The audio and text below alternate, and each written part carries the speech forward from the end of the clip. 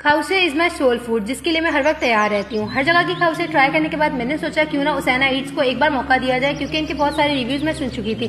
तो आखिर अपने दिल के पुरजोर इसरार पर मैंने उसैना ईट्स ऑर्डर किए इनके चिकन खाउसे, वो भी डबल सर्विंग में।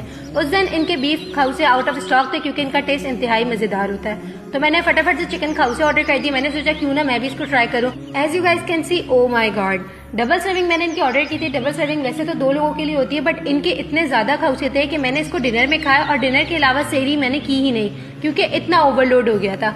टेस्ट की बात की जाए तो यार खाउसे मुझे बहुत कम लोगों के पसंद आते हैं, बट इनके खाउसे में ऐसा क्या जादू था जो मुझे इतने पसंद आए, और मैंने पर्सनली इनकी तारीफ भी कर दी, क्योंकि इन्होंने प्रॉपर कॉन्डिमेंट्स के साथ मुझे सेंड किए थे, जिसमें हर चीज प्रॉपर थी।